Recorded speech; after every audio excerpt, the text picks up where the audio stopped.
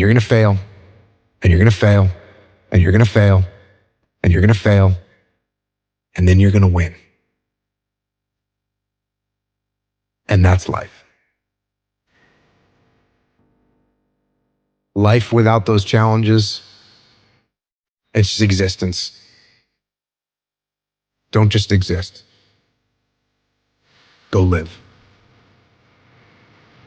Eventually, inaction will cost you. But your default setting should be, I'm going to do something.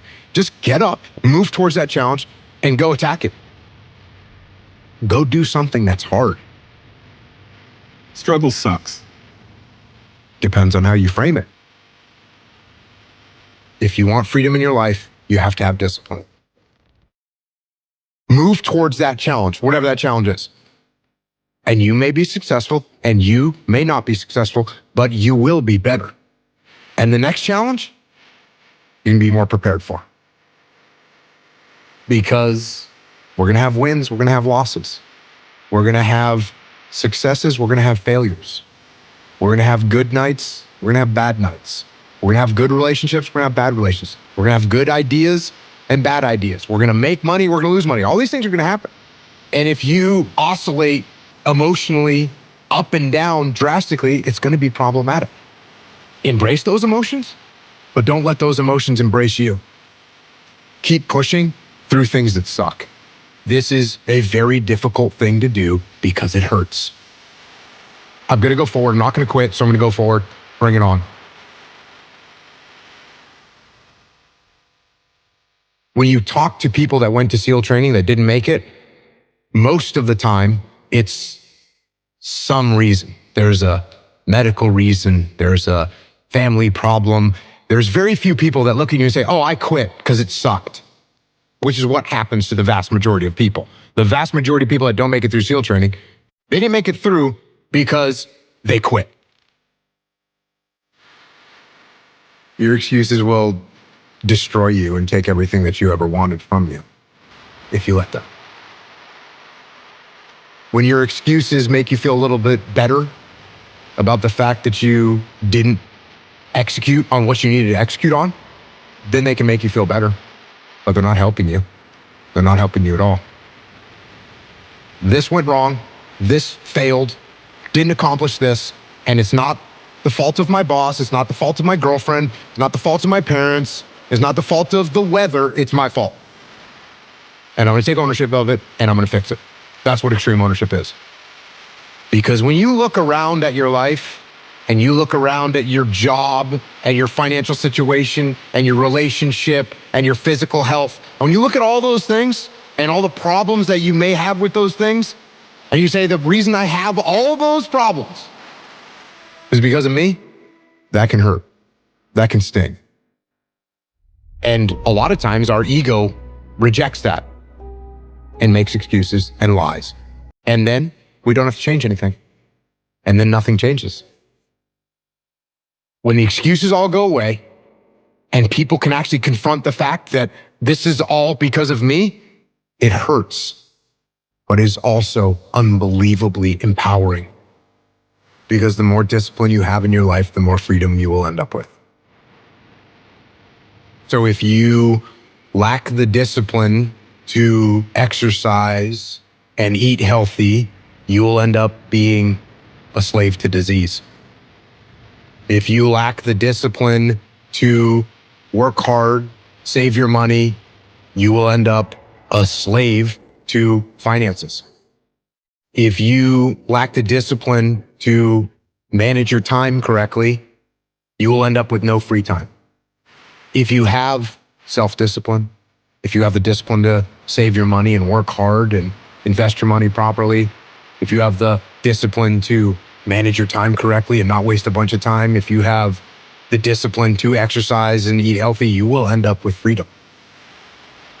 And you're going to start to progress in every aspect of your life. And you'll see that if you have that kind of discipline right now, you're going to end up with freedom. If you have discipline, you will attain freedom. Go try and accomplish something that's hard. You may win, you may lose, you may succeed, you may fail. I'll tell you what, you'll be better. And if you don't have that kind of discipline, and you don't work hard and you don't exercise and you don't apply yourself, you're going to end up shackled. So if you're in the woods and you don't know where to go, start walking. You got to start walking because the perspective's not going to change. You have to start moving forward. But standing there lost and not doing anything is just waiting to die, waiting to starve to death. Don't let that happen. I think it's really important because as men, we get conflicting messages about emotion and how to express it and what that looks like. And there's a lot of men struggling right now. Every human faces challenges, and you don't know what they've been through. Suppressing them isn't going to help, and nor is letting them run your life. Because you're sad, now you're going to make a bunch of bad decisions because you're sad. No, it doesn't work like that. It doesn't work like that. You're sad, okay. You get emotional sometimes, okay. Got it. Now, get control of your emotions and carry on with your life. And sometimes you're going to get hit with those waves. And that's okay. Oh, I'm having an emotional moment right now. There's something wrong with me. No, there's nothing wrong with you. There's nothing wrong with you. The other extreme is, oh, I'm letting my emotions run my life and I'm making a bunch of bad decisions. And my excuse is, well, I lost some friends or I had this traumatic experience happen to me. That's why I'm doing. That's just an excuse. And it's a very easy excuse. Guess what? It's time to carry on. Remember, don't dwell. I'm in control. This is my life. If you are in the problem, you won't see the solution to the problem. Take a step back, detach from the chaos, detach from the mayhem, detach from your emotions, detach from your ego, and be able to assess the best way to execute. That is the job of a leader. If you take any trait of a human being and you take it to an extreme, masculine or feminine or otherwise, you take it to an extreme, it's going to be a problem. Is it good to have no emotions whatsoever? No, that's called a sociopath. Is it good to let your emotions run your life and make your decisions based on your emotions? No, that's not good either. What do we want to be as a human, as a man? We want to be balanced. It's much easier to be extreme. It's much easier to say, oh, no emotions, cool, and turn them off. That's easier. Or total emotion mayhem, that's easier. It's harder to find balance. It's harder to find balance in business. It's harder to find balance in life. It's hard to find balance. But you have to be balanced. Because what I want is for the team to win. So be balanced. You're going to be okay.